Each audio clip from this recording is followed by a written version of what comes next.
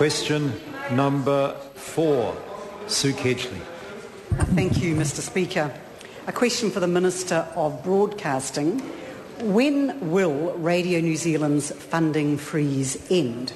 Mr. Speaker. The Honourable Maurice Williamson. Mr. Speaker, on behalf of the Minister of Broadcasting, Radio New Zealand has been informed that it's unlikely to receive any increase in Crown funding over the next few years.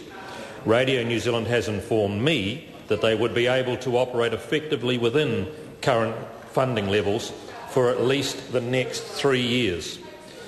There have not been any changes in funding provided by the Government to Radio New Zealand. The baseline funding for 2010-11 was the same as 2009-10 and is forecast to be the same for 2011-2012.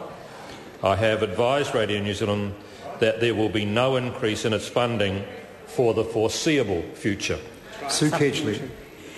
Isn't it the case, as Richard Griffin, Chairman of the Radio New Zealand Board, conceded in the Commerce Committee last week, that the present freeze in Radio New Zealand funding, coming at a time when operating costs such as electricity and transmission are going up, is actually a cut in funding? And if not, why not? The Honourable Maurice Williamson. No, Mr. Speaker, because at the same time as the funding has been kept at the same level, Radio New Zealand has been able to find quite significant efficiency gains in the way that it operates. And, sir, the then chairman of Radio New Zealand in October of 2010 last year, Christine Grice, wrote to the Minister and said clearly that Radio New Zealand will be able to continue to function fully within its current funding for at least the next 3 years. Sue Kedgley.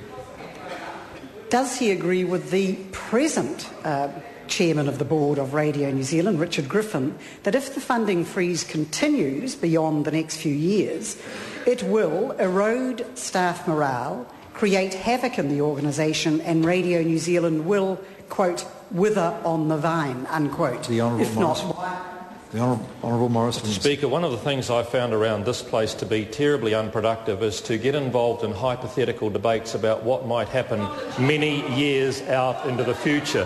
Mr. Speaker, what will be done is on a case-by-case, year-by-year basis, the funding for Radio New Zealand will be assessed by the Minister and the Minister of Finance, and if many years into the future it is determined they require an increase in funding, then that will be considered when it happens. Sue Kedgley. Is he concerned that Richard Griffin told the Commerce Committee that the only strategy the board has to increase revenue for Radio New Zealand is selling 2 grand pianos, setting up a trust so that the board can go cap in hand to the public to try to raise funds and run cake stalls? The Honourable Maurice Williamson. Well, Mr. Speaker, I'd be very concerned if I thought the new chairman's only way of raising funds was holding cake stalls. I believe Richard Griffin has a very good view about broadcasting and has the ability to think quite innovatively about how other revenue streams and more cost-effective mechanisms can be brought to bear so that Radio New Zealand can continue to deliver the quality product it does within its current baseline. Sue Kedgley. Does he agree with the majority of the Board of Radio New Zealand that commercial sponsorship of Radio New Zealand should be a no-go area? And if not, why not? The Honourable Maurice Williamson. Well, Mr. Speaker, I'm told in my briefing notes that the current Radio New Zealand bill before the House does not allow sponsorship of Radio New Zealand, so the member can sleep calmly in her bed. Sue Kedgley.